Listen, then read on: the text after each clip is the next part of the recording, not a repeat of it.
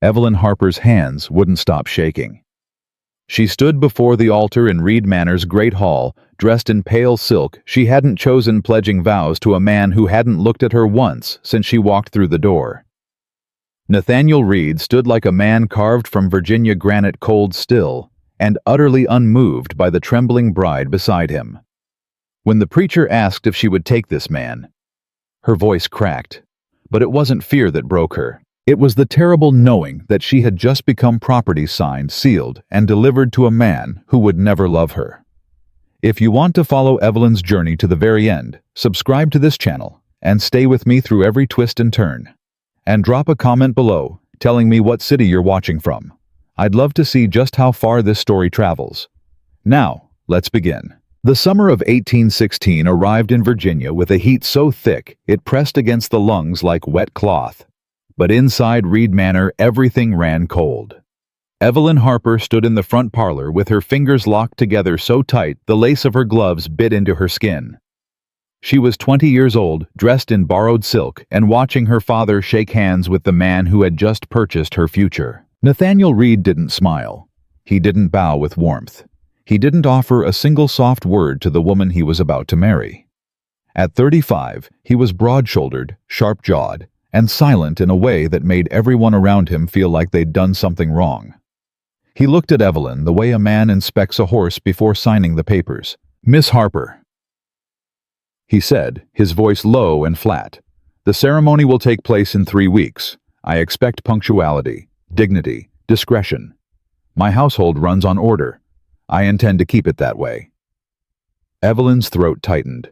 She waited for something more, a question perhaps, a glance that suggested curiosity, even the faintest pretense of kindness. Nothing came. Her father stepped forward, his face flushed with relief. "She'll be no trouble, Mr. Reed. Evelyn's a good girl, quiet, obedient. She knows her place." Nathaniel's gaze flickered toward her father, then back to her. "I should hope so." And that was all. No courtship, no conversation, no pretense that this arrangement was anything more than a transaction. Evelyn's father owed debts he couldn't repay. Nathaniel Reed needed a wife who wouldn't ask questions and an heir to secure his name. The match solved both problems with cold efficiency. For the men in the room, it was practical. For Evelyn, it felt like being buried alive in broad daylight. The 3 weeks before the wedding passed like a slow suffocation. Evelyn tried once to speak with her mother about it. She found her in the sewing room stitching lace onto a veil that would soon cover Evelyn's face. "Mama," Evelyn said quietly, "do you know anything about him? About Mr. Reed?" Her mother didn't look up. "I know he's wealthy. I know he's respected. And I know your father's creditors won't come knocking anymore once you're married. But what kind of man is he?" The needle paused. Her mother's voice dropped. "The kind who keeps his word. That's more than most men offer, Evelyn. Don't ask for things that don't exist." "What about his first wife?"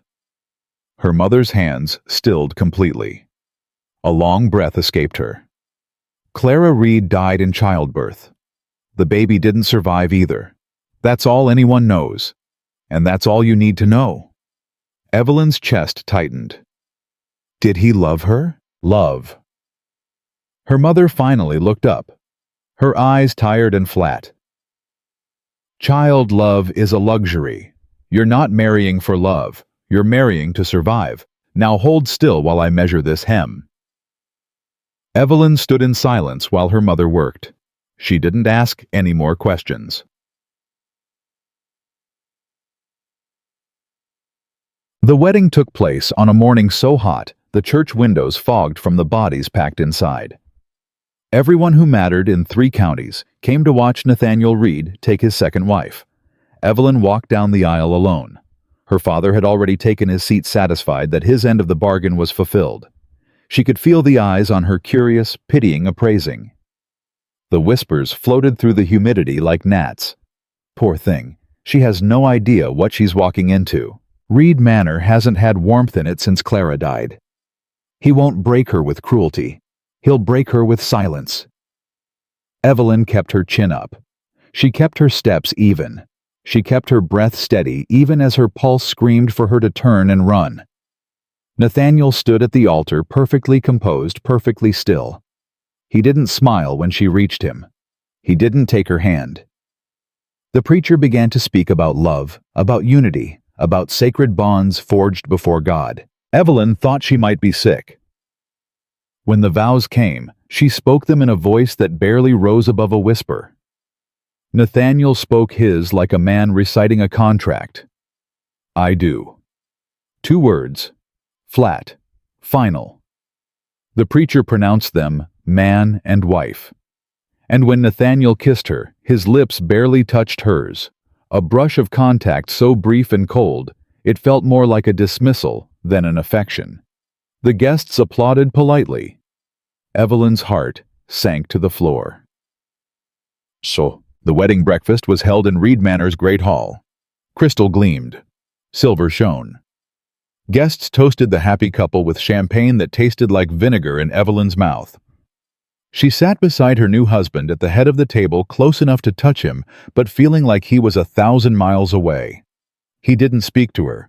He spoke to business associates, to neighbors, to old acquaintances who congratulated him on his sensible choice.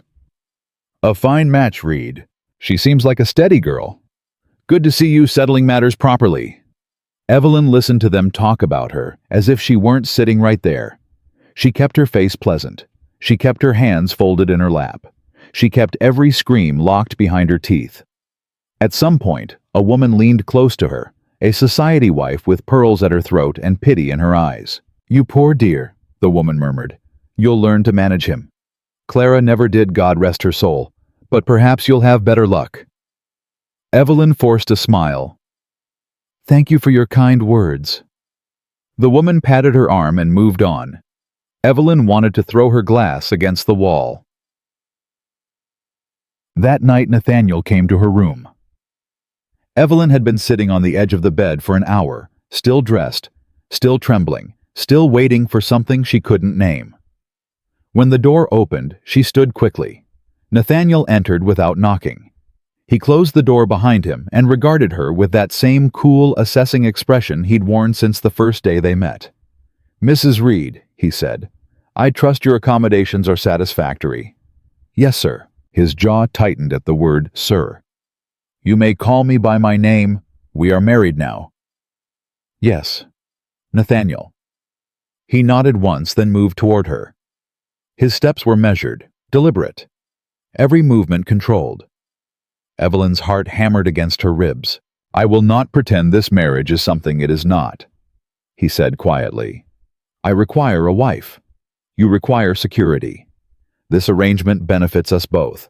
I expect you to fulfill your duties without complaint, and I will ensure you are provided for without want. Do we understand each other? Evelyn swallowed hard. Yes. Good. He reached for her, then not with tenderness, but with purpose. His hands were efficient, his touch was clinical. And when it was over, he rose from the bed, straightened his clothes, and left without a single word. Evelyn lay in the darkness afterward, staring at the ceiling. She couldn't see. She didn't cry. She was too empty for tears. Yeah. The first weeks of marriage unfolded with mechanical precision. Every morning, Evelyn woke alone. Every breakfast, she sat across from a husband who read correspondence instead of speaking to her. Every dinner, she made polite conversation with staff while Nathaniel retreated to his study. He was never cruel. He never raised his voice. He never struck her, or belittled her, or locked her away. But he also never saw her. She was a presence in his house, nothing more. A body that occupied space. A name on documents. A wife in title only. Mrs. Whitmore, the housekeeper, was the first person to show Evelyn kindness. You'll find your footing, ma'am, she said one morning, guiding Evelyn through the household accounts. Mr. Reed is particular, but he's fair. Give him time. Has he always been this way? Mrs. Whitmore hesitated. He wasn't always, no. Before Miss Clara passed, he was different. Not warm, mind you, but not so closed off neither. Her death changed something in him, made him hard in places that used to bend. Evelyn absorbed this quietly. What was she like, Clara? Sweet, gentle. Maybe too gentle for a man like him. She needed softness, and he didn't know how to give it. I think he blamed himself after, for not being what she needed. And the child? Mrs. Whitmore's face tightened. A boy, born too early, didn't take his first breath. Evelyn's chest ached. That's terrible. It was, and Mr. Reed buried that grief so deep I don't reckon even he knows where to find it anymore. But it's there. Trust me on that. Evelyn looked toward the closed door of Nathaniel's study. Somewhere behind that door, behind all that discipline and silence, there was a man who had lost everything. She just couldn't see him yet. As the weeks passed, Evelyn began to carve out her own space in Reed Manor. She took over the kitchen garden, which had fallen into neglect. She knelt in the Virginia dirt with her sleeves rolled up, pulling weeds and planting herbs, while the summer sun beat down on her back. The servants watched her with confusion at first. Mrs. Reed wasn't supposed to work with her hands. Mrs. Reed was supposed to sit in parlors and embroider and wait for her husband to acknowledge her existence. But Evelyn didn't care what Mrs. Reed was supposed to do. She needed something to tend. Something that would grow under her care. Something that wouldn't look through her like she was made of glass. One afternoon, while she was transplanting tomato seedlings, she heard footsteps on the gravel path behind her. She turned. Nathaniel stood there, coat removed, sleeves rolled to his elbows, watching her with an expression she couldn't read. "You've been out here for hours," he said. "I like working with my hands." "So I see." He didn't move closer. He didn't offer to help, but he also didn't tell her to stop. "The garden was overgrown," she said, brushing dirt from her palms. "I thought I'd bring it back." "Clara never touched the gardens." Evelyn met his eyes. "I'm not Clara." Something flickered across his face, surprise maybe, or recognition. He nodded once, turned, and walked back toward the house. But that night at dinner, he asked her about the tomatoes. It was the first question he'd asked her in 3 weeks. Evelyn answered it carefully, trying not to let hope crack through her voice. It was a small thing, a tiny crack in the wall he'd built, but it was something. A month into the marriage, the summer storms arrived. Thunder rolled across the Virginia hills, and rain hammered the windows of Reed Manor like fists demanding entry. Evelyn couldn't sleep. The lightning made her rooms bright as day every few seconds, and the house groaned under the wind. She rose and lit a candle, thinking she might find a book in the library to pass the hours. But as she walked down the corridor, she heard something that stopped her cold. Music. A fiddle playing a tune so mournful it made her chest ache. She followed the sound through the darkened house, her candle flickering, her heart pounding. The music grew louder as she approached a door she'd never seen, opened a room at the far end of the east wing, always locked, always ignored. Tonight, it was cracked open.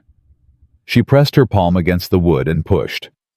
The room was small and cluttered with old furniture covered in dust cloths. A single lamp burned low on a table, and there in the center of the room stood Nathaniel Reed. He held the fiddle against his shoulder like a man holding something sacred. His eyes were closed. His face, that hard, controlled face, was twisted with an emotion Evelyn had never seen on him before. Grief. Raw, unguarded, terrible grief. The tune he played wasn't a formal piece.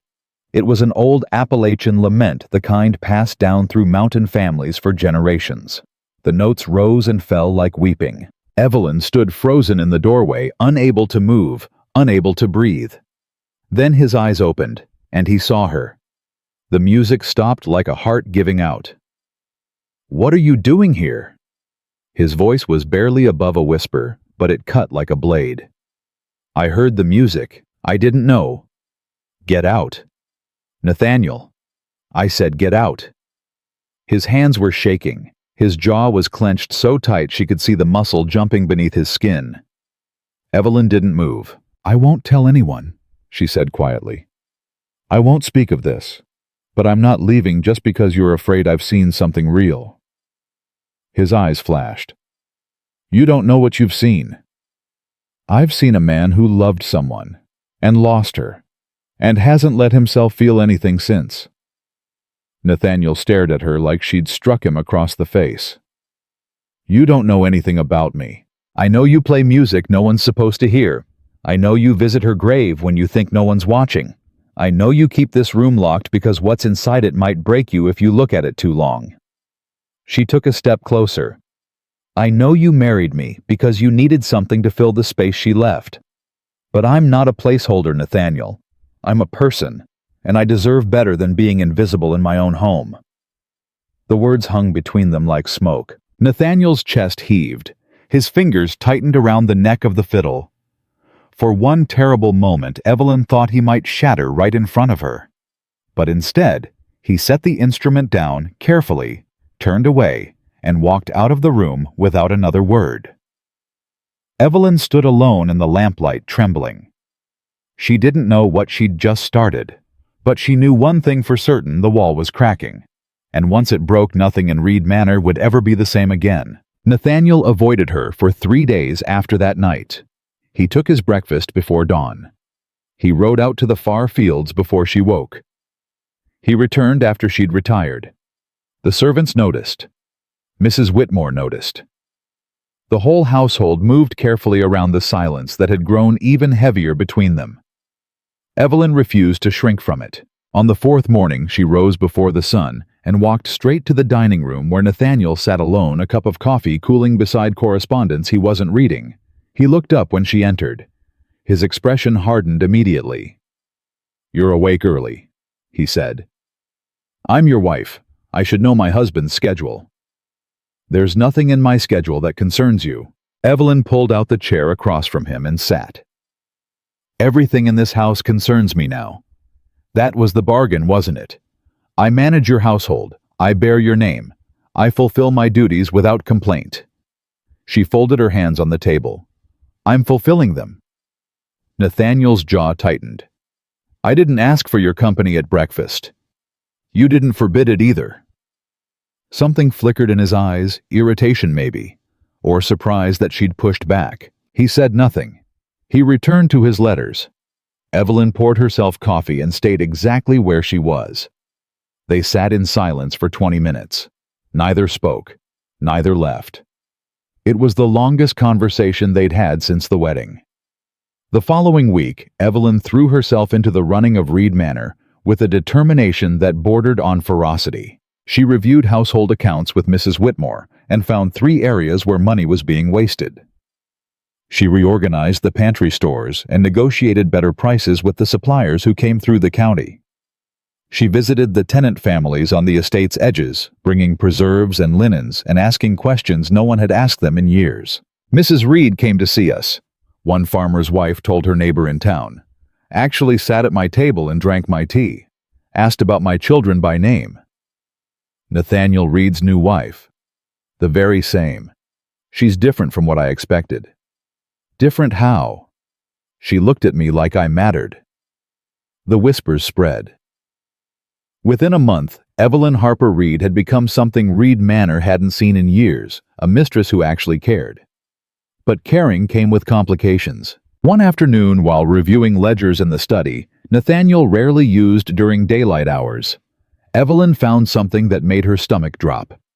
A letter tucked between pages of old accounts, dated 3 years prior, written in a woman's delicate hand. Nathaniel, I know you will never read this. I know you have already decided what kind of man you must be.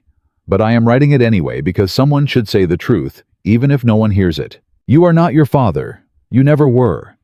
The coldness you wear like armor, it is not who you are.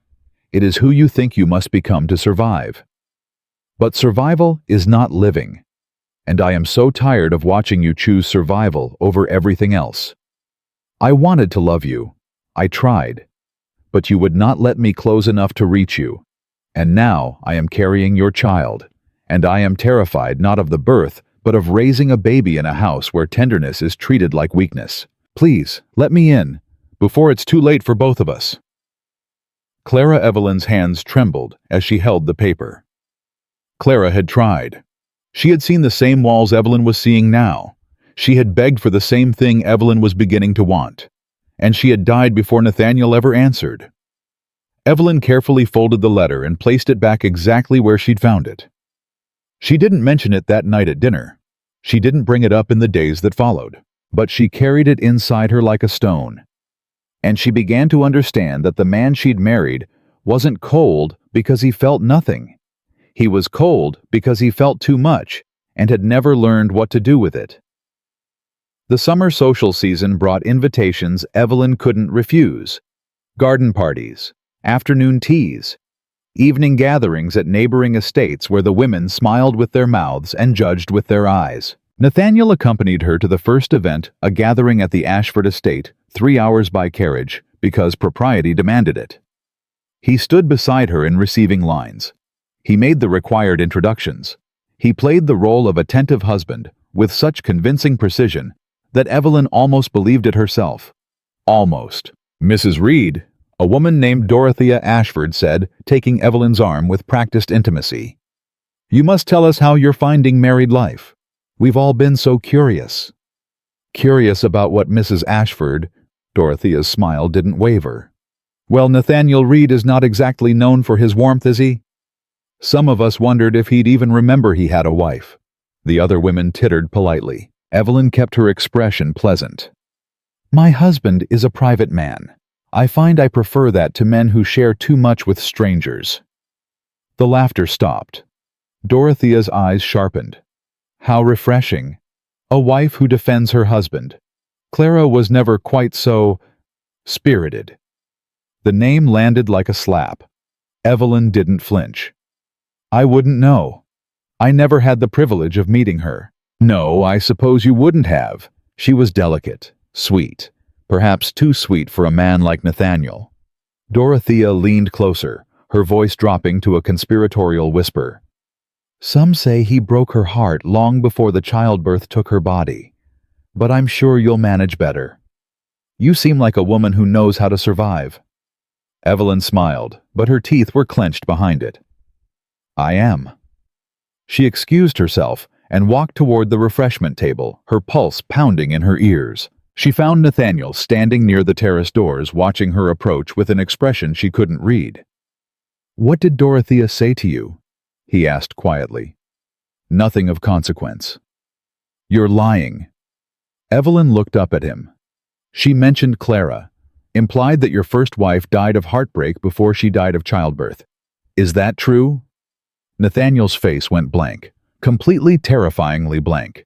"We're not discussing this here." "Then where?" "When you've been married to me for 2 months, and I still don't know if my husband loved his first wife or destroyed her." "Lower your voice." "Answer my question." His hand closed around her elbow, not roughly, but firmly enough to guide her away from the crowd. They stepped onto the terrace, into the humid evening air, away from listening ears. "I did not destroy Clara," he said, his voice low and tight. "But I failed her. There is a difference." "What's the difference?" "The difference is intent. I never wanted to hurt her. I simply didn't know how not to." Evelyn stared at him. "And me? Do you intend to fail me too?" Nathaniel's grip on her elbow loosened. His hand fell to his side. "I don't know," he said quietly. "I'm trying not to." It was the most honest thing he'd ever said to her. Evelyn didn't know whether to be grateful or terrified. The carriage ride home was silent, but the silence had changed. It was no longer the cold, dismissive quiet of a man who didn't care. It was the heavy, watchful stillness of two people who had finally acknowledged that something was happening between them. Evelyn stared out the window at the darkness passing by. Nathaniel sat across from her, his face half lit by the carriage lamp, his eyes fixed on something she couldn't see. "Why did you marry me?" she asked suddenly. The truth this time. Not the answer about heirs and household management. Nathaniel was quiet for a long moment. "Because I thought you would be safe," he finally said. "Safe. Safe from me. You seemed practical, sensible, the kind of woman who wouldn't expect things I couldn't give. I thought if I married someone who didn't want love, I wouldn't have to watch another wife die reaching for something I didn't know how to offer." Evelyn's chest tightened. You chose me because you thought I wouldn't care. Yes. And now, his eyes met hers in the lamplight. Now I'm not certain of anything. The carriage rattled on through the darkness. Neither of them spoke again until they reached Reed Manor. But when Nathaniel handed her down from the carriage, his fingers lingered on hers for just a moment longer than necessary. And Evelyn felt something shift inside her that she couldn't name. The changes came slowly at first, so slowly she almost missed them. Nathaniel began appearing in the same rooms she occupied, not speaking to her directly, but present, reading in the library while she wrote letters, walking the garden paths while she tended her vegetables, standing on the porch while she spoke with tenants, always watching, never approaching. He's circling you, Mrs. Whitmore observed one morning while helping Evelyn sort linens, like a man who wants to come in from the cold but forgot where the door is. He's not circling me, he's avoiding direct conversation. Same thing with men like him. If he didn't care, he'd stay in his study. But he's always where you are. That means something. Evelyn didn't respond, but she noticed it more after that. The way Nathaniel's eyes followed her across rooms. The way he paused in doorways when she was speaking with staff. The way his questions at dinner had shifted from polite formalities to actual inquiries about her day. The Hendersons' roof needs repair, she mentioned one evening. The rains last week caused damage they can't afford to fix. I'll send workers tomorrow. Thank you. He nodded and returned to his meal. But a moment later he spoke again. How did you know about the Hendersons? I visited them last Tuesday. Mrs. Henderson was worried about the winter coming. I told her I'd speak to you. Nathaniel set down his fork. You visited them? Yes. Is that not permitted? It's not forbidden. I'm merely surprised. Clara never visited the tenants. I'm not Clara. No, he said quietly.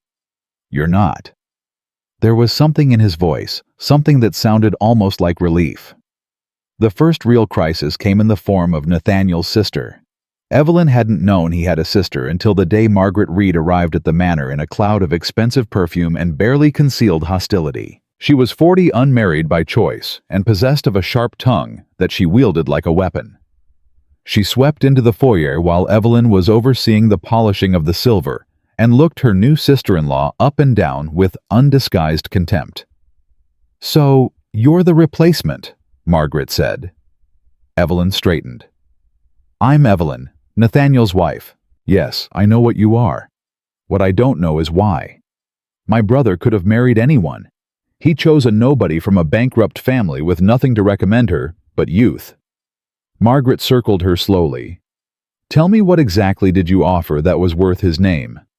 I offered nothing. He proposed. I accepted. How romantic. It wasn't meant to be romantic. It was meant to be practical. Margaret laughed, a sharp, brittle sound. Practical? Yes, that sounds like Nathaniel. He was always excellent at convincing himself that cold decisions were wise ones. She stopped circling and faced Evelyn directly. Clara was practical too. Look where it got her. Evelyn's voice hardened. I'd thank you not to speak of Clara as if her death was a lesson for my benefit. Wouldn't you like to know what happened to her? The real story, not the polite version everyone pretends to believe. If there's something to know, I'd rather hear it from my husband. Your husband doesn't talk about Clara. Your husband buried her memory along with her body and pretends he never had a first wife at all. But I was there. I watched my brother destroy that poor girl with his silence, and I won't watch him do it again. Evelyn's heart was pounding, but she kept her voice steady. Then why are you here? To warn you, and to see what kind of woman my brother chose this time. Margaret's eyes narrowed. You're stronger than Clara was. I'll give you that. But strength alone won't save you. Nathaniel doesn't know how to love. He knows how to possess, how to control, how to keep people at arm's length until they wither from the distance. She leaned closer. Leave while you still can, before he turns you into a ghost in your own home. The door opened behind them. Nathaniel stood there, his face unreadable. "Margaret," he said flatly, "I wasn't expecting you." Clearly, Margaret turned to face her brother with a smile that didn't reach her eyes.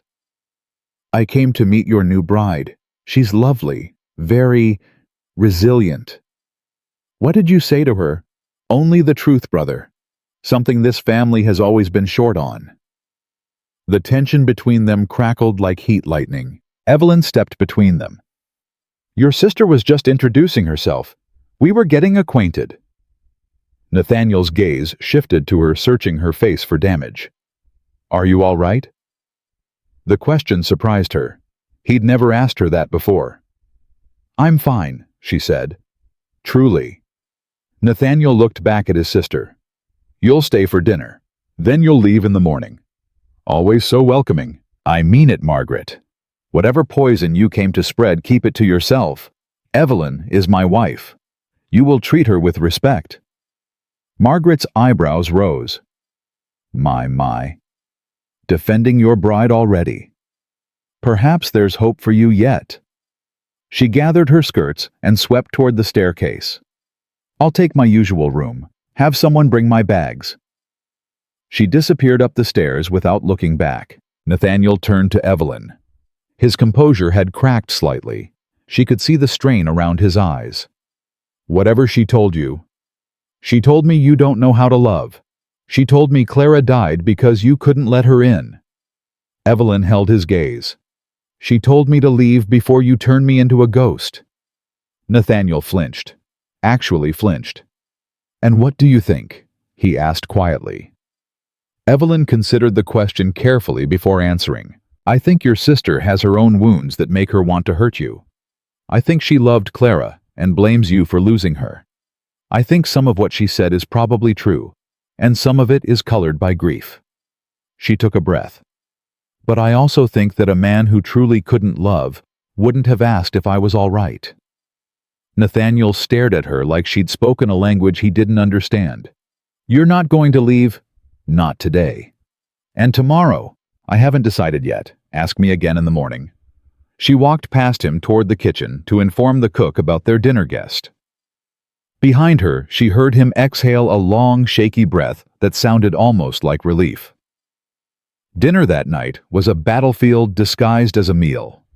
Margaret dominated the conversation, peppering Evelyn with questions designed to expose weakness and implying at every turn that the new Mrs. Reed was unworthy of the name she now carried. Evelyn parried every thrust with calm precision.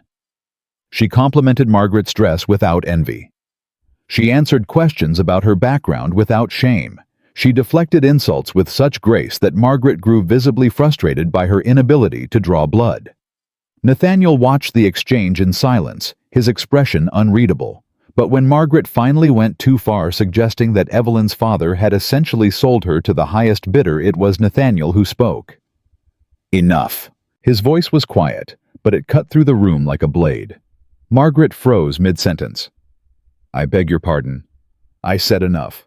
You've made your opinions known. You've tested my wife to your satisfaction. Now you will stop, or you will leave tonight instead of tomorrow." "Nathaniel." "I mean it, Margaret. Whatever grievances you carry, whatever blame you need to place Evelyn is not your target. If you have something to say about Clara, say it to me. But you will not use my wife as a proxy for wounds I caused." The silence that followed was absolute. Margaret's face had gone pale. She set down her fork with careful deliberation. "You're right," she said finally.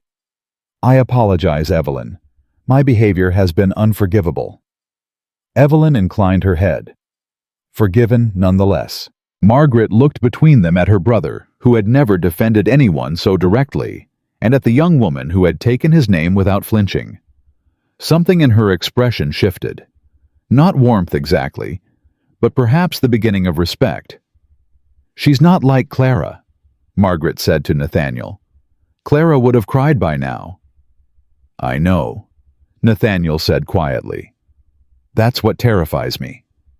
The confession hung in the air like smoke. Margaret excused herself shortly after, and Evelyn sat alone with her husband in the dining room, surrounded by the remnants of a meal that had become something else entirely, a turning point neither of them had expected. "Why did you defend me?" she asked. Nathaniel didn't look at her. "Because you didn't deserve her cruelty." "That's not why." He was silent for a long moment. "Because when she attacked you, I felt something I haven't felt in years." "What?" He finally raised his eyes to meet hers. "Anger. On someone else's behalf. I'd forgotten what that felt like, caring enough about another person to feel rage when they're threatened." His voice dropped. "I'd forgotten what it meant to have someone worth protecting." Evelyn's breath caught in her throat. "Nathaniel?" "Don't," he said, holding up a hand. "Don't say anything kind. I don't know what to do with kindness. I never have." "Then what do you know what to do with?" "Duty, discipline, control." He looked at her with something raw and uncertain in his eyes. "But you keep breaking through all of it. And I don't know whether to thank you or send you away before I ruin you too." Evelyn reached across the table. Her fingers touched his. He jerked back as if burned, then stopped. Frozen. Staring at her hand like it was something dangerous. "I'm not asking you to love me," she said softly. "I'm asking you to stop punishing both of us for sins that happened before we ever met." Nathaniel's throat worked. "I don't know how." "Then let me teach you." She didn't move. She waited. And after what felt like an eternity, his hand turned over beneath hers. Palm to palm. Fingers slowly intertwining. The first voluntary touch he'd ever given her. Neither of them spoke. Neither of them needed to. Something had finally irrevocably begun. That touch changed everything and nothing. In the days that followed, Nathaniel remained distant, but differently so. He no longer avoided her entirely. He joined her for breakfast most mornings. He asked about the household.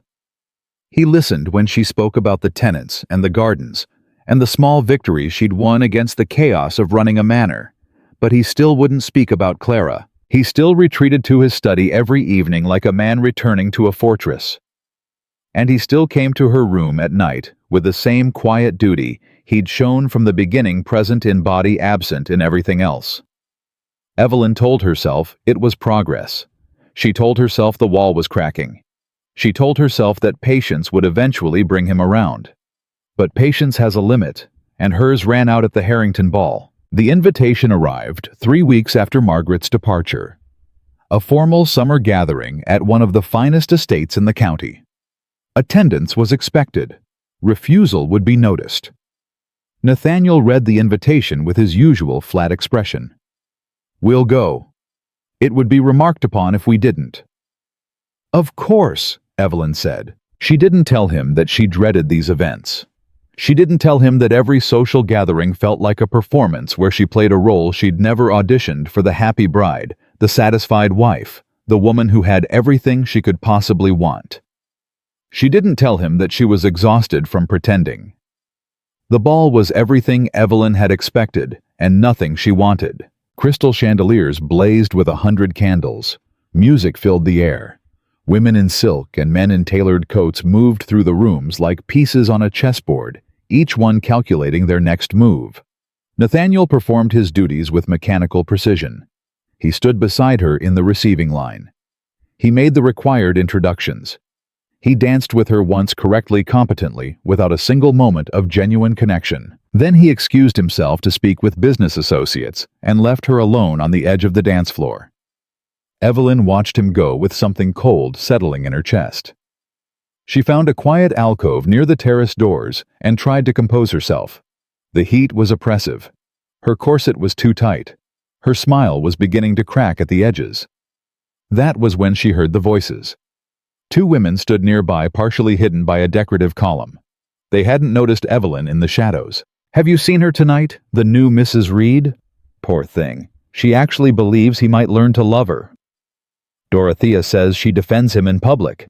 Can you imagine defending a man who treats her like furniture? Clara used to do the same, you know. Made excuses for him right up until the end. At least Clara had the sense to be unhappy about it. This one seems determined to pretend everything is fine. Give her time. Another year in that mausoleum, and she'll realize what the rest of us already know, Nathaniel Reed is incapable of love. He married her because he needed a broodmare, not a wife. And once she gives him an heir, she'll be just as invisible as Clara was. Laughter. Light, casual, devastating. Invisible. Yes, that's the perfect word for it. Have you noticed how he looks at her, like she's a piece of furniture he hasn't quite decided where to place? I almost feel sorry for her. She's young. She could have married someone who actually wanted a partner instead of a possession. She married money instead of a man. Now she's paying for it.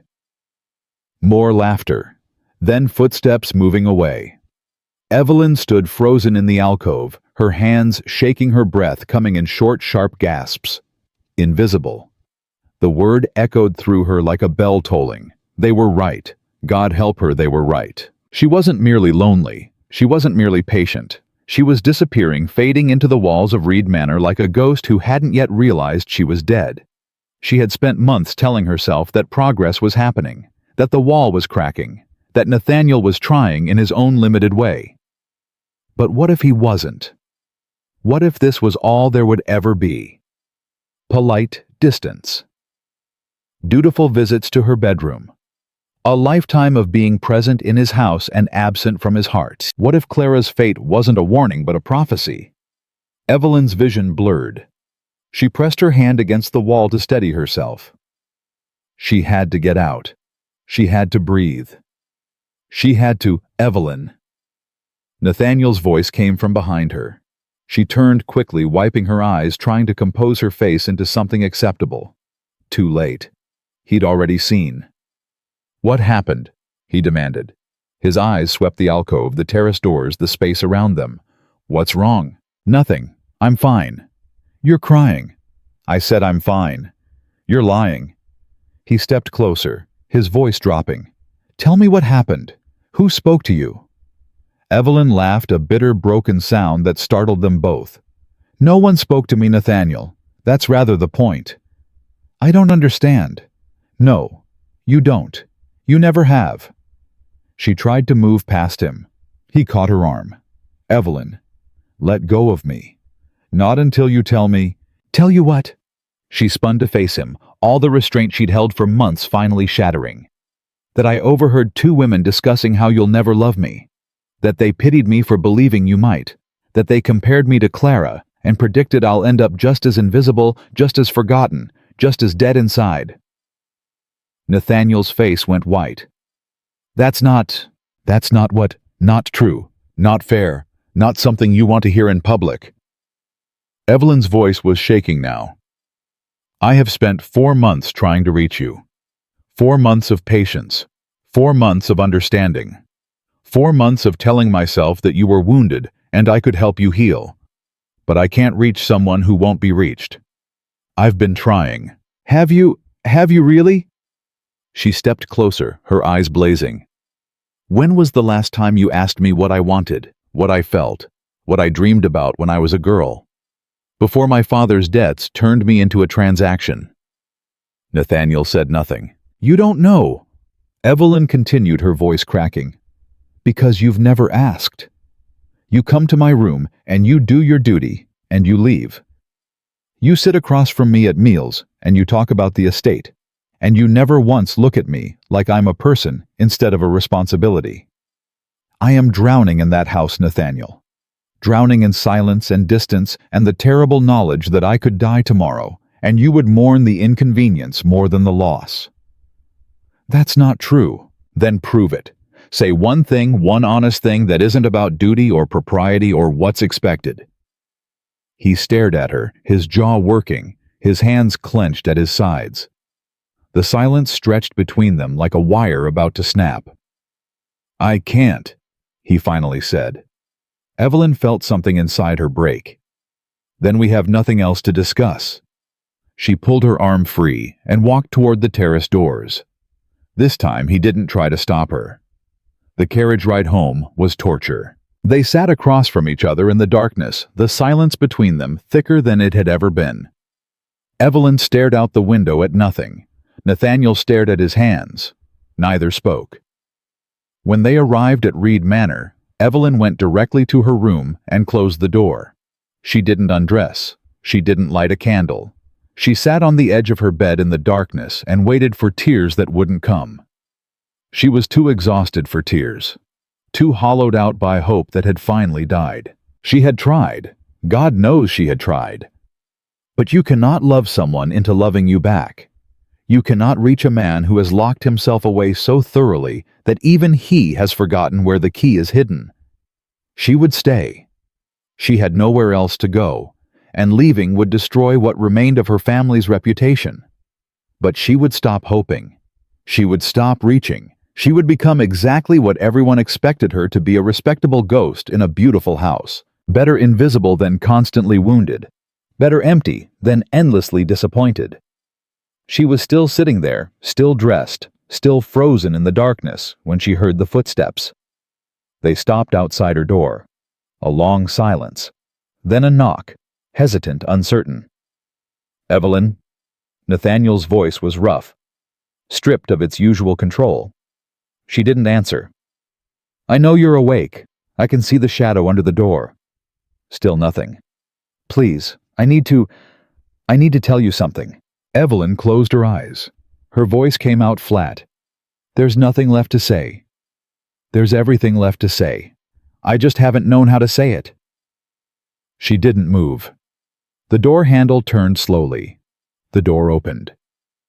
Nathaniel stood in the hallway, still in his evening clothes, his hair disheveled, his face drawn with something that looked almost like pain. "I lied," he said. "In the carriage, when you asked me to say something honest. You said you couldn't. I know. But that was the lie." He took a breath. "The truth is that I'm terrified of you." Evelyn's eyes snapped to his face. "What? You terrify me." He stepped into the room, his voice rough and uncertain. "Every time you look at me with those eyes that see too much. Every time you push back when I expect you to retreat. Every time you show kindness to the staff or the tenants, or my goddamn sister who came here to destroy you." His hands were shaking. "You terrify me because you make me want things I swore I would never want again." Evelyn stood slowly. "What things?" "Connection. Warmth. The kind of partnership I watched my parents destroy each other trying to find." His voice cracked. "I told myself I married you because you were practical, safe, the kind of woman who wouldn't expect what I couldn't give. But the truth is, I married you because something in me recognized something in you. Something real. Something I've been running from my entire life. Nathaniel, I'm not finished." He moved closer, his eyes locked on hers. "My father was a monster. Not the kind who beats his wife and children, the kind who freezes them. He believed that emotion was weakness, that tenderness was failure, that love was a trap women used to control men. He raised me to be cold Evelyn, trained me the way you train a dog, and when I tried to show affection to anyone for anything, he punished me for it." Evelyn's breath caught. "Nathaniel." "My mother was soft, gentle, everything he despised. She tried to love him anyway. She tried to reach him the way you've been trying to reach me. And it destroyed her. Not physically, he never raised a hand. But she faded, year by year, until there was nothing left but a shell walking through the rooms of our house." He was trembling now. "When I married Clara, I swore I would be different. I swore I would break the pattern. But I didn't know how. I only knew the shape my father had made me into, and Clara. Clara was so gentle, so sweet, so exactly like my mother, and I watched myself doing the same thing to her that he had done, freezing her out, keeping her at arm's length, turning her into a ghost in her own home." "The letter?" Evelyn whispered. "I found Clara's letter, the one she wrote before she died." Nathaniel flinched. "You found it? She begged you to let her in. She said she was carrying your child and she was terrified of raising a baby in a house without tenderness. I never answered it." His voice was barely audible. "She wrote it 3 days before the birth. I found it after she was gone, after she and the baby were both—" He couldn't finish. "It wasn't your fault, wasn't it?" His eyes were wet. "She died reaching for me, Evelyn. reaching for something I couldn't give her. And I have spent every day since then telling myself that I would never let that happen again. That I would never let another woman close enough to be hurt by my inadequacy. So you married me and decided to hurt me from a safe distance instead. The words hit him like a physical blow. Yes. He said it like a confession. Like a man admitting a crime he could never be pardoned for. That's exactly what I did. Because I was a coward. Because controlling the damage felt safer than risking the cure. Evelyn stared at him, this man who had been raised to suppress everything soft, who had watched his mother fade and his wife die, who had built walls so high he could no longer see over them. "What do you want now?" she asked quietly. "I want to stop." His voice broke. "I want to stop being my father. I want to stop punishing you for wounds that began before you were born. I want to learn how to be the kind of man who deserves what you've been offering me for 4 months. And if you can't, then at least you'll know I tried." He reached for her hand slowly, carefully, like a man approaching something fragile. "I don't know how to love properly, Evelyn. I never learned. But I know that when those women spoke about you tonight, I wanted to burn that ballroom to the ground. I know that when you pulled away from me in the carriage, something in my chest cracked that I didn't know was still intact. And I know that standing here terrified of your rejection is still better than spending another night on the other side of this door, pretending I don't care." Evelyn looked at his hand extended toward her. 4 months of distance. 4 months of silence. 4 months of hoping for exactly this moment. And now that it was here, she didn't know if she could trust it. "How do I know this isn't temporary?" she asked. "How do I know you won't retreat again the moment it gets difficult?" "You don't." His voice was raw with honesty. "I've given you every reason not to trust me. All I can offer is this: I'm standing here saying things I've never said to anyone, because you're the first person who's ever made me want to try. That's not enough. I know. I need more than words, Nathaniel. I need you to actually show up. Not just tonight, every day. I need you to stay present even when it's uncomfortable. Even when every instinct tells you to run. I know. And if you can't do that, then you should leave me." He said it without flinching. "You deserve better than what I've given you. You deserved better from the beginning. If I fail again, if I fall back into the pattern my father made you should go. And I won't stop you." Evelyn studied his face, the raw vulnerability, the fear, the desperate hope that he was trying so hard to contain. This wasn't the man who had proposed to her father in that cold parlor. This wasn't the husband who had touched her without seeing her. This was someone she'd only glimpsed through cracks in the wall. The man who played mournful fiddle tunes alone in locked rooms, who visited his first wife's grave when he thought no one was watching, who had defended her against his own sister with a ferocity that surprised them both. This was Nathaniel Reed, stripped of armor, and he was terrified. "Fear is not the same as guilt," she said softly. "You've been punishing yourself for sins that began before you were born. Your father's cruelty, your mother's suffering, Clara's death. But none of that was your fault. I could have been different. You couldn't have been what you didn't know how to be. You can only learn. You can only change from here." His hand was still extended toward her. "Clara needed tenderness you didn't know how to give," Evelyn continued. "But I'm not Clara. I'm still here. I'm still alive. I'm still asking you to choose differently now." "What if I fail?" "Then we fail together. But you don't get to decide in advance that it's hopeless. You don't get to give up before we've even started." She reached out and took his hand. His fingers closed around hers like a drowning man grasping a rope, and something in him finally, irrevocably broke. He didn't sob, he didn't collapse. But his shoulders dropped, his breath shuddered out of him, and when he pulled her close, his whole body was trembling. This wasn't passion. It wasn't desire. It was surrender. A man who had spent his entire life armored in control, finally allowing himself to be held by someone who wasn't going to run.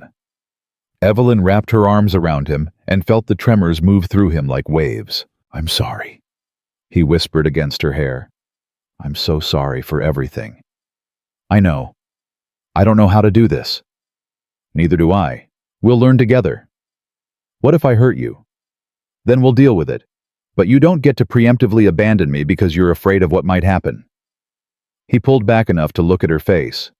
His eyes were wet, his expression raw and unguarded in a way she'd never seen. "You should hate me. I probably should." She touched his cheek.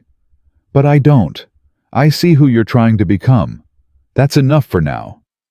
"It's not enough. You deserve—" "Let me decide what I deserve." Her voice was gentle but firm. "I'm not your mother. I'm not Clara. I'm not going to fade away because you're difficult to love, but I need you to meet me halfway. I need you to stay in this even when it hurts. I will. Promise me." "I promise." He said it like a vow, like a man making an oath he intended to keep this time. Evelyn searched his eyes for doubt, for retreat, for any sign that this was just another performance. She found only raw, desperate sincerity. "Then we start over," she said. "Tonight. Right now. No more retreating. No more separate lives under the same roof. We're married. It's time we started acting like it." "What does that mean?" "It means you stay. Tonight and every night. It means we actually talk about what we want and what we're afraid of. It means we build something real instead of maintaining something hollow." Nathaniel was quiet for a long moment. Then he nodded. "Teach me," he said. "Whatever you need me to learn, however long it takes. Just don't give up on me yet. I'm not giving up on anyone." Evelyn pulled him toward the bed, not with urgency, but with gentle determination. "Sit with me. Just sit. We don't have to do anything else tonight, except be in the same room without walls between us." They sat on the edge of her bed together, hands intertwined, shoulders touching. For a long time, neither spoke. Then Nathaniel's voice came quiet and uncertain. "My mother used to sing to me when I was small, before my father beat the softness out of her. An old Scottish lullaby her grandmother taught her. I haven't thought about it in years." "What was it called?" "I don't remember the title.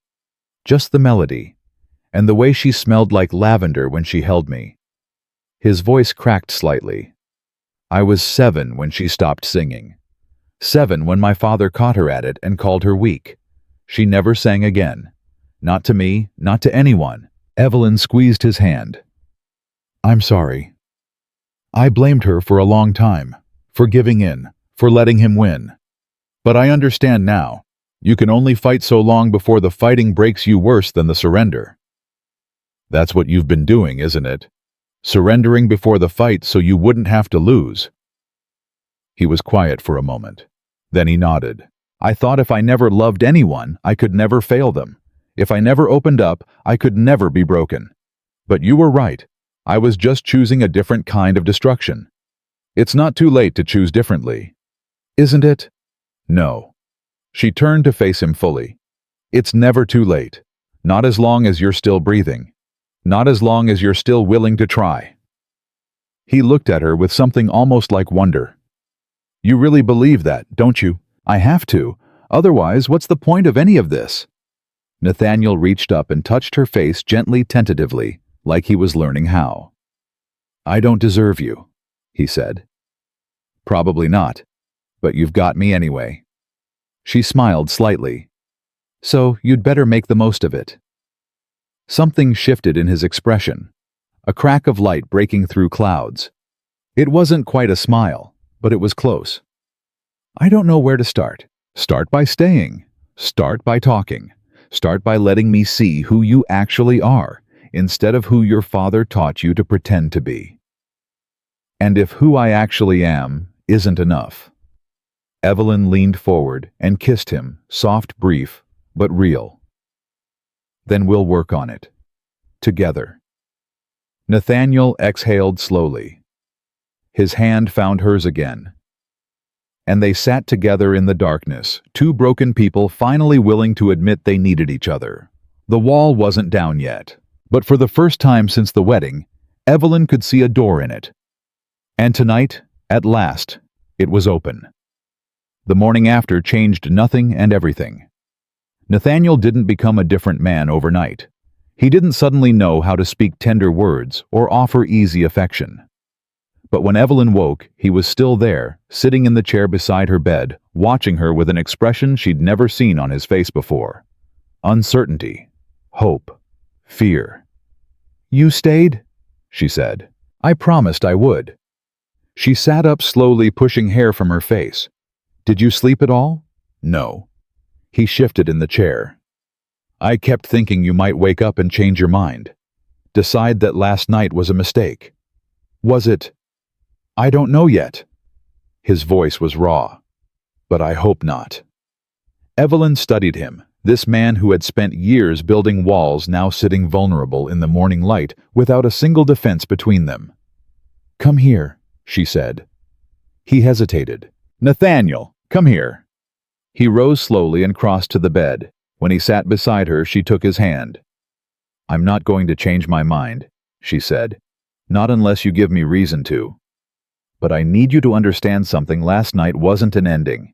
It was a beginning. The hard part starts now." "I know. Do you?" Because changing patterns that have been carved into you for 35 years isn't going to happen in a week or a month. You're going to slip. You're going to retreat. And when you do, I need you to come back instead of staying behind your walls.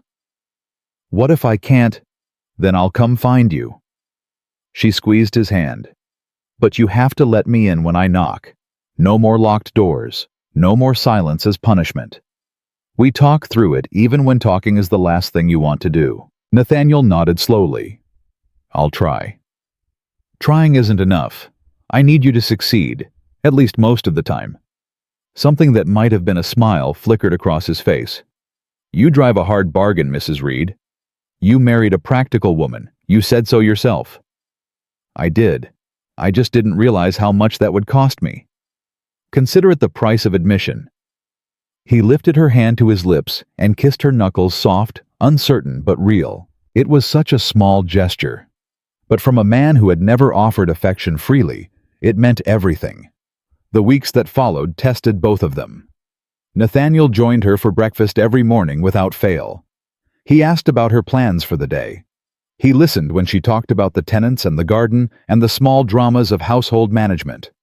But old habits died hard. There were days when he retreated to his study and didn't emerge for hours. Days when his responses turned clipped and distant. Days when she could feel the walls going back up brick by invisible brick. On those days, she didn't push. She gave him space, but not too much. "You're pulling back," she said one evening, finding him in his study with a glass of whiskey and a pile of correspondence he wasn't reading. "I'm working." "You're hiding." His jaw tightened. "Evelyn, I'm not accusing you. I'm observing. You've been distant for 2 days. Something happened. Tell me what it is." He was silent for a long moment. Then he set down his glass. "A letter came from Philadelphia, from my father's old business partner. And he mentioned my father, how much he admired him, how much Nathaniel Sr. had taught him about running a proper household." His voice turned bitter. "A proper household. As if freezing out your wife and terrorizing your children constituted proper anything." Evelyn moved to stand beside his chair. "The praise upset you." "The praise made me sick, because I've spent my whole life trying not to become him, and every time someone mentions his name with respect, I wonder if they see the same thing in me. Do you want to know what I see?" He looked up at her. "I see a man fighting a war inside himself every day, a man who was taught that love was weakness, and is trying to unlearn it despite everything in him screaming to retreat." She touched his face. "I see someone who stayed in my room all night because he was afraid I'd change my mind. Someone who kissed my hand this morning just because he wanted to. Someone who is nothing like his father, no matter how many business partners say otherwise." Nathaniel's eyes glistened. "How do you know I'm not like him?" "Because your father never would have asked that question. Men like him don't worry about becoming monsters. They just become them." She leaned down and kissed his forehead. "Come to bed. The correspondence will still be here tomorrow." He went with her. And that night, for the first time, he held her close while he slept, not out of duty, but because he wanted to. Progress came in small moments after that. A shared laugh over a stubborn mule that refused to be led to the barn. A quiet conversation about the book Evelyn was reading. A walk through the orchard where Nathaniel pointed out the tree he'd climbed as a boy, the branch he'd fallen from, the scar on his knee that resulted. "My father whipped me for it," he said, his voice matter of fact. "Said climbing trees was for farm boys, not gentlemen." "How old were you?" 8. Evelyn's heart clenched. That's barbaric. That was normal, at least in our house. He looked at the tree with something complicated in his expression. "I never climbed another tree after that. Never did anything that might earn his disapproval. Until now." He turned to her. "What do you mean, loving someone, letting someone in? That would have earned his disapproval more than any tree climbing." Nathaniel considered this. "You're right. He would have called me weak, said I'd let a woman make me soft. And what do you call it?" A pause. Then quietly, becoming human. Evelyn took his hand. They walked back to the house together. The invitation came from Margaret, of all people. A letter addressed to both of them requesting their presence at the Reed family's original estate, the place where Nathaniel had grown up, where his father's shadow still lingered in every room. Nathaniel read the letter with a flat expression. "She wants to discuss the estate's management. Father left certain provisions that require both siblings' agreement. Will you go?" "I have to. The business requires it." "I meant, will you take me with you?" He looked up sharply. "You want to come?" "I want to see where you grew up. I want to understand what shaped you." She held his gaze. "Unless you'd rather I stayed here." "No." He said it quickly.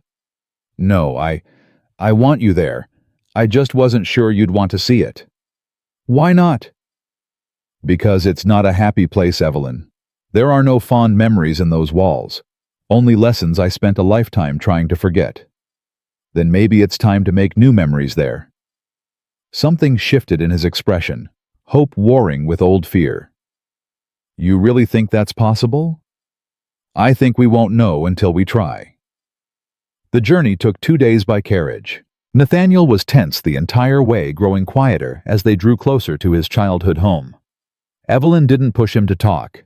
She sat beside him instead of across from him, let their shoulders touch, let him know she was there without demanding anything. When the estate finally came into view, she felt him stiffen. "That's it," he said flatly. Ashford Hall. 3 generations of Reed men turned cold inside those walls. It doesn't have to claim a fourth.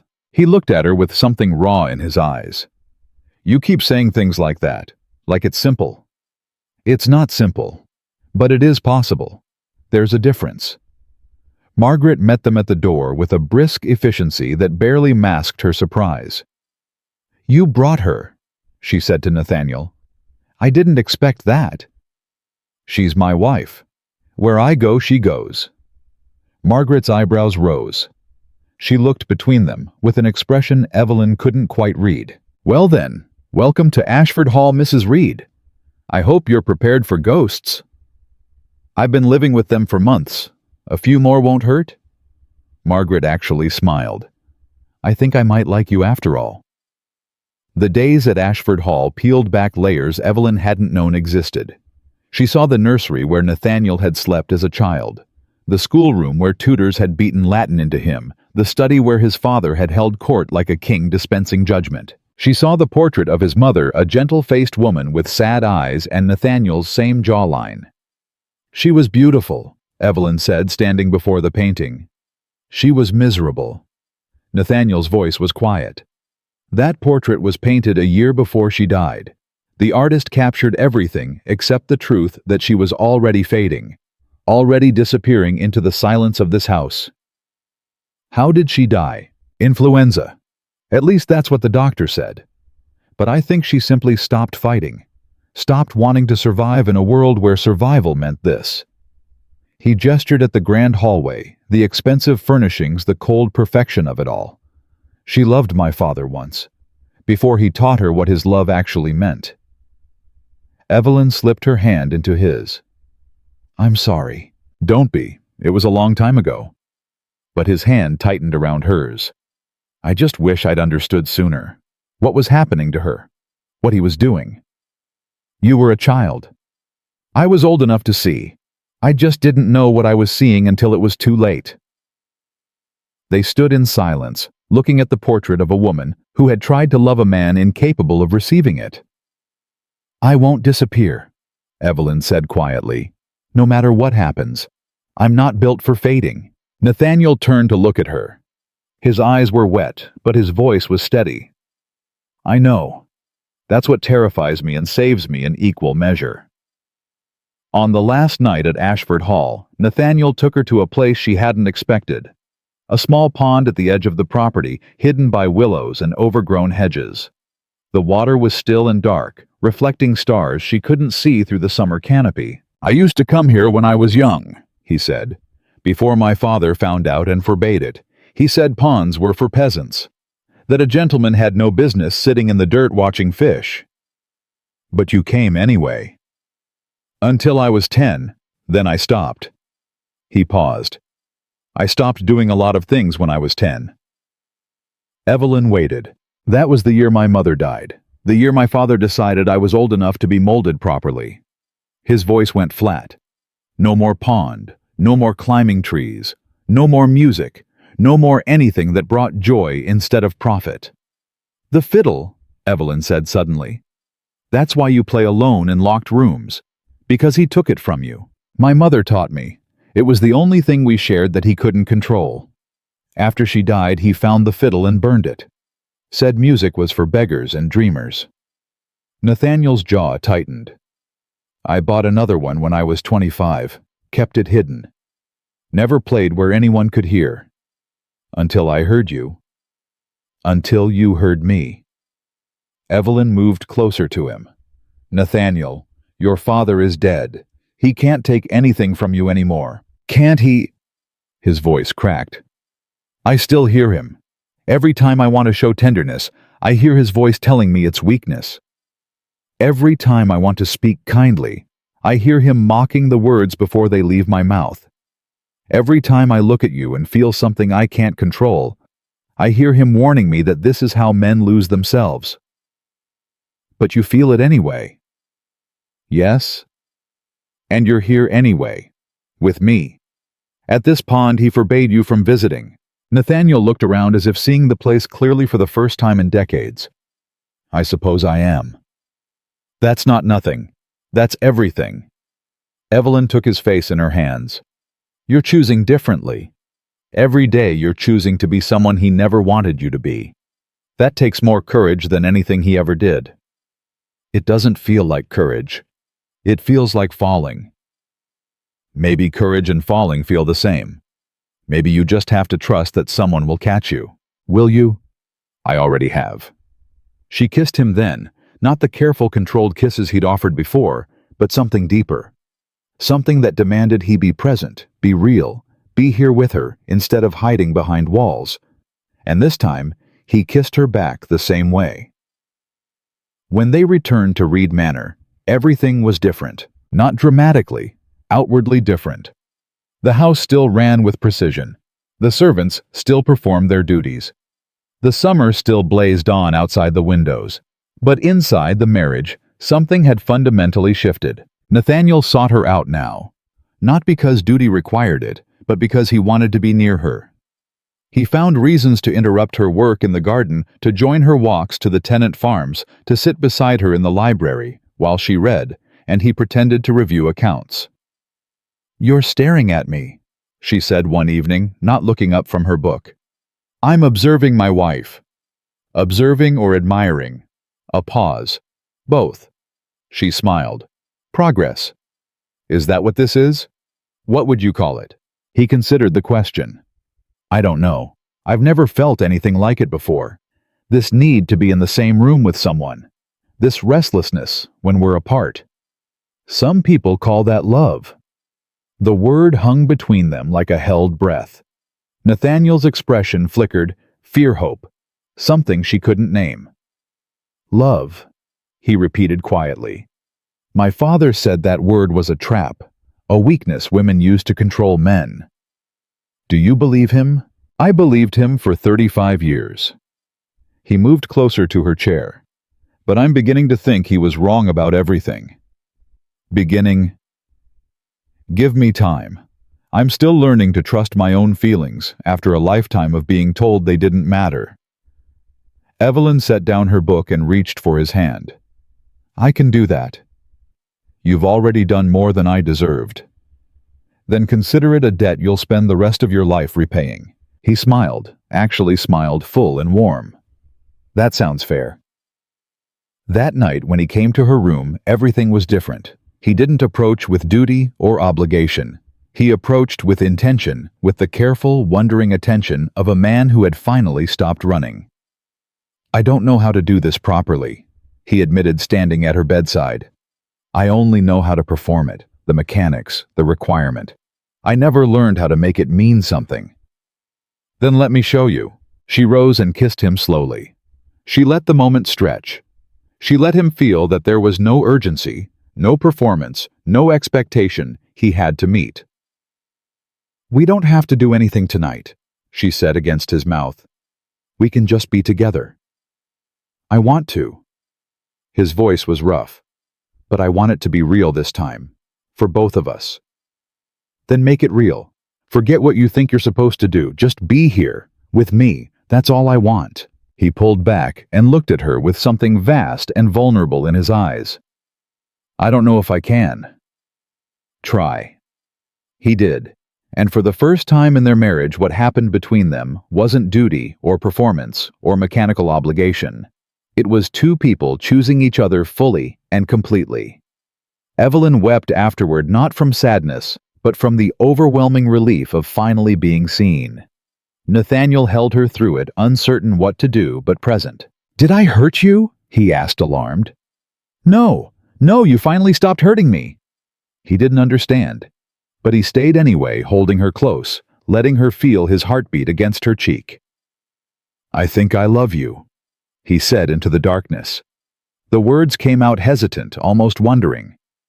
I don't know if that's what this feeling is, but I think it might be. Evelyn pressed closer to him. That's good enough for now. Is it? It's a start. We'll figure out the rest together. Nathaniel exhaled slowly, his arms tightening around her. Together, he repeated. I've never had that before. I don't know what to do with it. You learn. Day by day. Moment by moment. She lifted her head to look at him. And when you don't know what to do, you ask. You talk to me. You let me help you figure it out. That sounds terrifying. Most good things are. He kissed her forehead, soft, tender, unpracticed. I'll try, he said. I promise I'll keep trying. That's all I'm asking. They fell asleep tangled together, neither willing to let go. And somewhere in the darkness of Reed Manor, something old and cold finally began to thaw. The autumn came early that year, stripping the leaves from the Virginia oaks before September had finished. And with it came something neither of them had expected. Evelyn knew before she told him. She had counted the days twice, then 3 times. She had noticed the changes in her body, the tiredness that lingered past noon, the queasiness that struck without warning, the strange sensitivity to smells she'd never minded before. She waited a week to be certain. Then another week because she was afraid. Not afraid of the child. Afraid of what it would do to Nathaniel. Clara had died in childbirth. The baby hadn't survived. And Nathaniel had spent years carrying that grief like a stone in his chest. How do you tell a man who lost his first wife to pregnancy that his second wife is now carrying his child? She found her answer on a Sunday morning sitting across from him at breakfast while he read the newspaper, and she pretended to eat toast she couldn't taste. Something's wrong, he said without looking up. What? You've been quiet for 3 days, you've barely touched your food, and you keep looking at me like you're waiting for something to break. He set down the paper. Tell me. Evelyn's hands trembled in her lap. I don't know how. Is it your family, the estate? Something I've done? No, Nothing like that. Then what?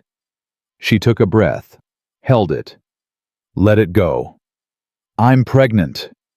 The word landed between them like a stone dropped into still water. Nathaniel's face went blank. Completely, terrifyingly blank, the same expression he'd worn in the early days of their marriage when he'd hidden behind walls she couldn't penetrate. Pregnant, he repeated. Yes, I've been certain for about 2 weeks. I wanted to tell you sooner, but I didn't know how. He didn't move, didn't speak. His hands lay flat on the table, motionless. Nathaniel, say something. I don't know what to say. Anything. Tell me what you're feeling. I don't know what I'm feeling. His voice came out rough, strangled. I need a moment. He stood abruptly and walked out of the room.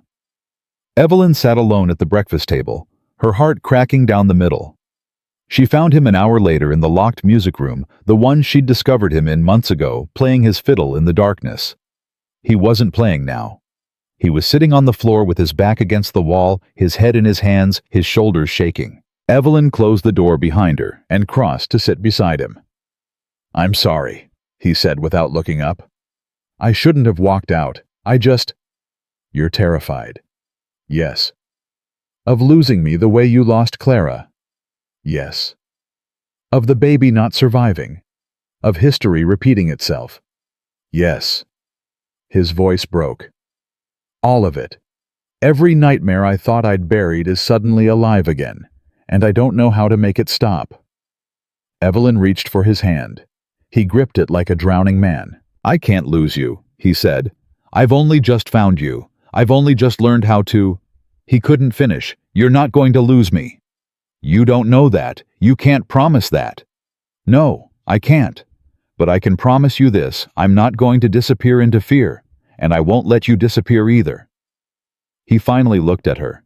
His eyes were red-rimmed, his face wet with tears he hadn't bothered to hide. What if I become my father? What if the fear turns me cold again?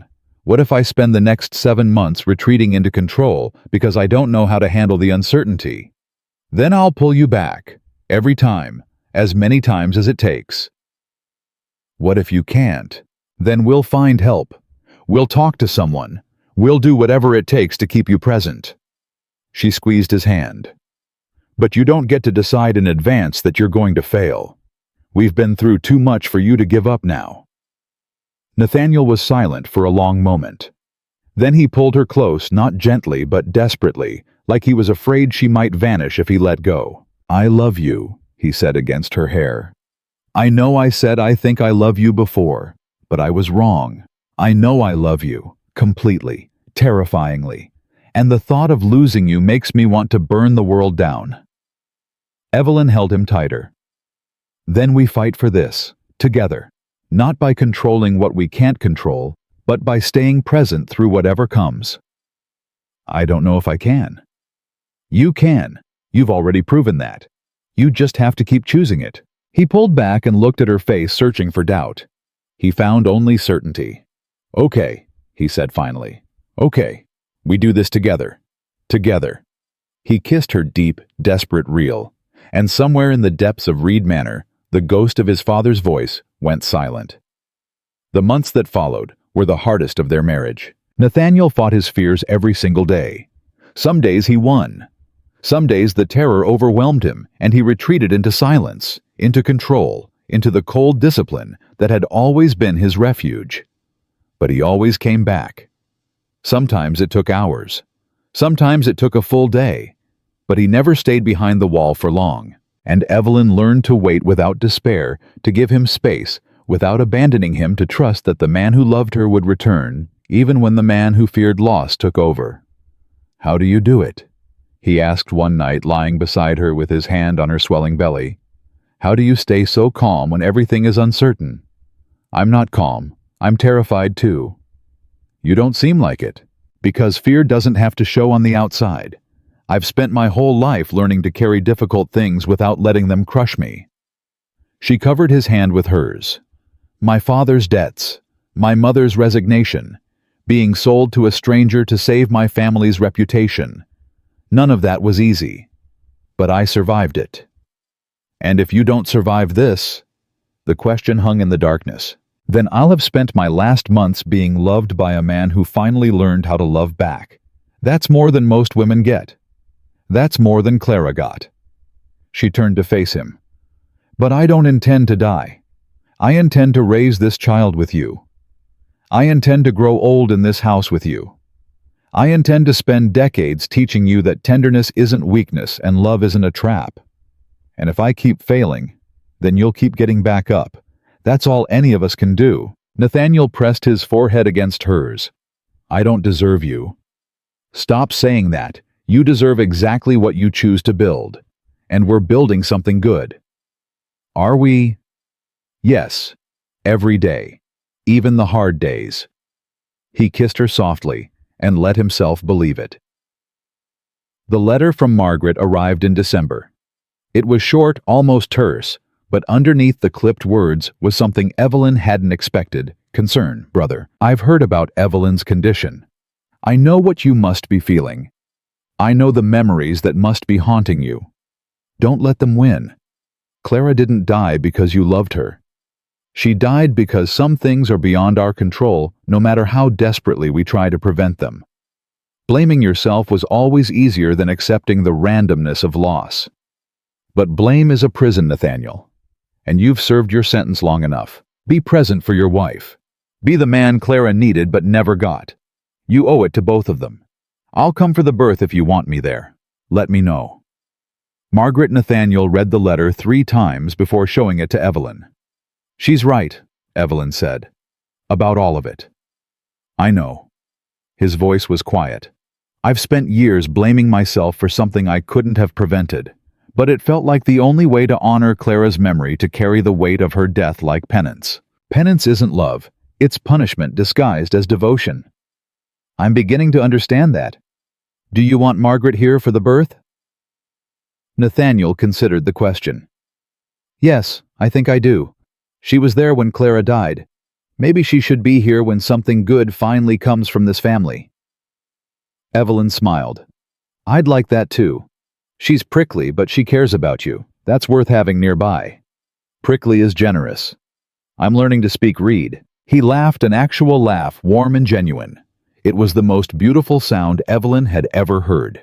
The baby came in February during a winter storm that trapped the doctor on the wrong side of the county. Margaret had arrived 3 days earlier, ostensibly to help with preparations, but mostly to hover around Nathaniel like a shepherd guarding a nervous flock.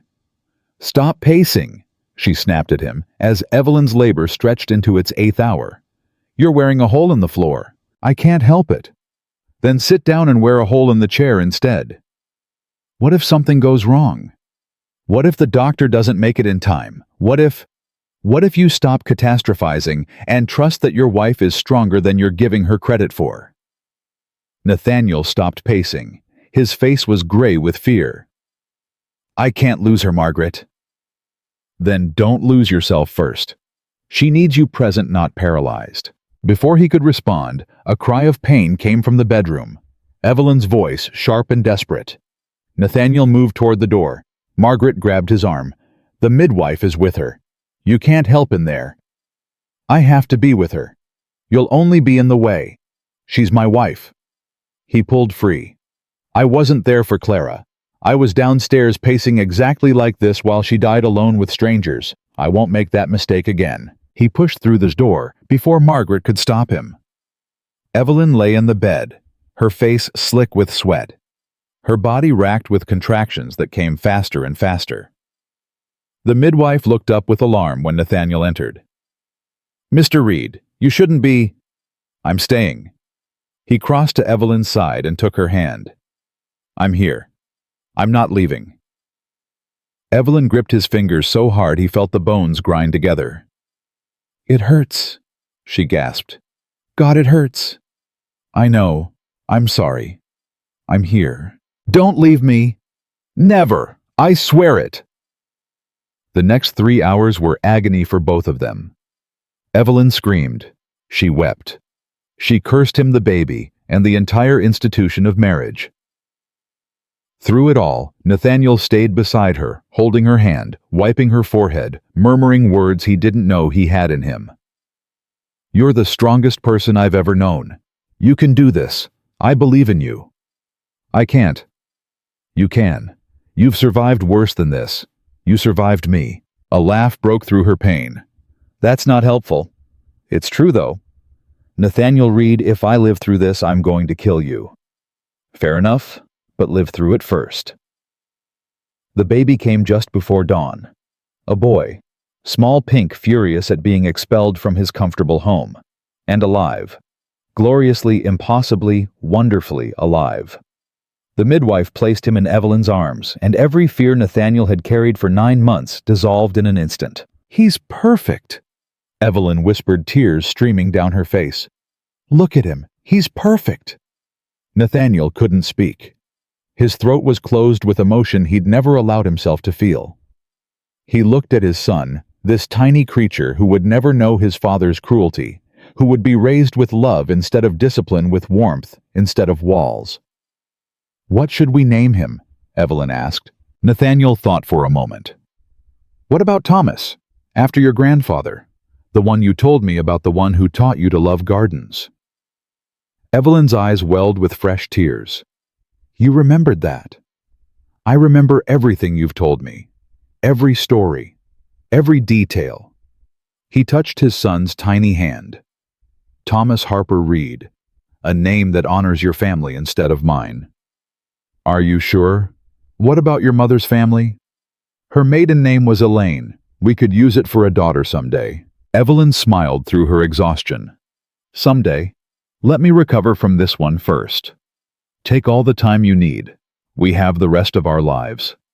He leaned down and kissed her forehead, then his son's.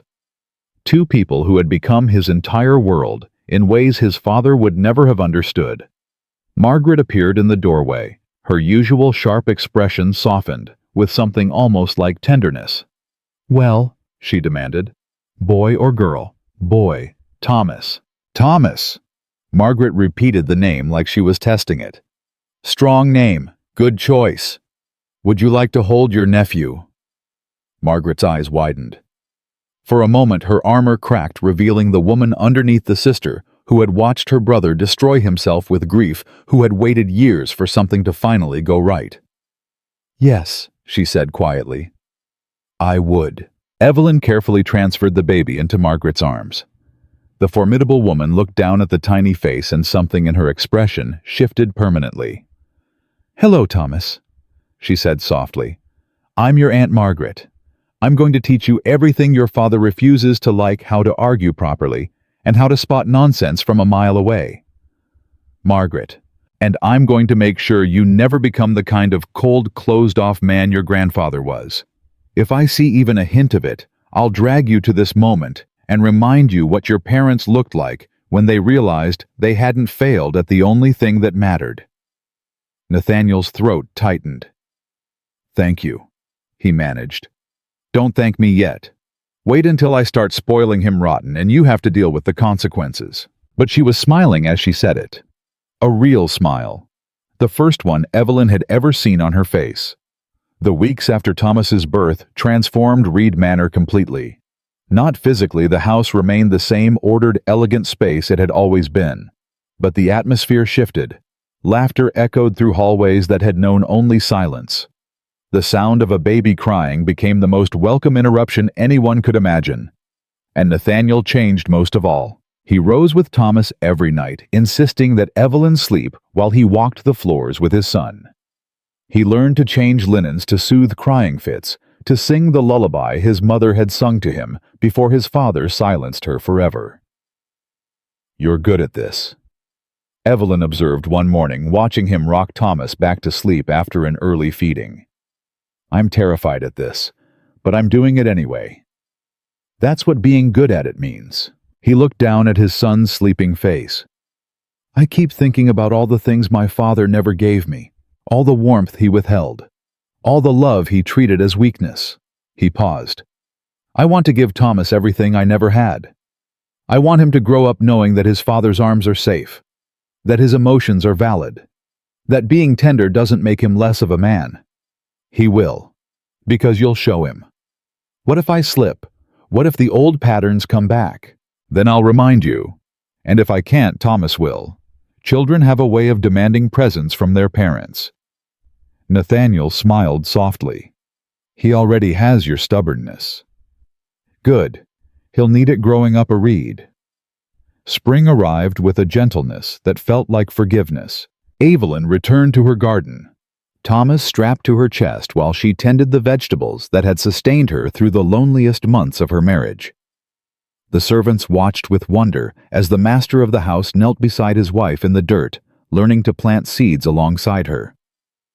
Your father would be spinning in his grave, Margaret observed from the porch. Good, Nathaniel replied without looking up. He spent his whole life spinning everyone else. It's his turn. You've changed, brother. I had help. He looked at Evelyn, who was showing Thomas a seedling, narrating the process as if the infant could understand every word. And this is where life starts, little one. In the dirt, in the dark. You plant something with love, you tend it with patience, and eventually it grows into something stronger than you ever imagined. She's talking to a baby, Margaret said dryly. He can't understand her. Doesn't matter, Nathaniel replied. She's planting seeds in him too, the same way she planted them in me. Margaret was quiet for a moment. Clara would be happy, she said finally, seeing you like this, seeing what you've become. You think so? I know so. She always believed you had this in you. She just didn't live long enough to see it emerge. Nathaniel's chest tightened. I wish I could have been this man for her. You couldn't have been. You hadn't learned yet. But you can honor her by being this man now for Evelyn, for Thomas, for yourself. Is that forgiveness, Margaret? It's as close as I'm capable of giving. She paused. But yes, I think it is. Brother and sister looked at each other across years of grief and blame and stubborn silence. Then Margaret did something she had never done before. She reached out and squeezed his shoulder. I'm proud of you, she said quietly. I never thought I'd say that, but there it is. Then she turned and walked back into the house before either of them could see her eyes water. On Thomas's first birthday, Nathaniel did something no one expected. He invited the entire community to Reed Manor. Tenants, neighbors, servants, anyone who had ever been touched by the coldness of the Reed name was welcomed through doors that had rarely opened for celebration. What are you doing? Evelyn asked as she watched the preparations unfold. Changing the story. My father used this house to intimidate people, to remind them of their place. I want my son to grow up in a house that welcomes people, that gives back instead of taking. That's quite a shift. I've had quite a teacher. He pulled her close and kissed her forehead. Thank you, he said. For what? For not giving up on me. For seeing someone worth saving when everyone else, including myself, had written me off. You were always worth saving, Nathaniel. You just needed someone patient enough to wait while you figured out how to save yourself. And now we save each other. Every day. That's what marriage is supposed to be. He looked at his son playing on a blanket nearby, laughing at the face Margaret was making at him. He looked at his wife, glowing with the satisfaction of building something beautiful from the ruins of what she'd been given. He looked at his house, finally filled with the warmth it had been denied for generations. And for the first time in his life, Nathaniel Reed understood what his father had never known. A legacy wasn't measured in land or wealth or reputation. It was measured in the hearts you opened, the wounds you healed, the chains you chose not to pass forward. He had been raised to inherit land. She had taught him how to build a home. And their son would inherit something far more valuable than either the knowledge that love wasn't weakness. It was the only strength that mattered. The guests arrived as the sun began to set. Music filled the air. Laughter echoed through rooms that had known only silence for too long. And Nathaniel Reed stood on the porch of his father's house, holding his wife's hand, watching his son take his first steps toward a future that would be nothing like the past. This was not the life his father had planned for him. This was better. This was freedom. This was finally, irrevocably, completely home.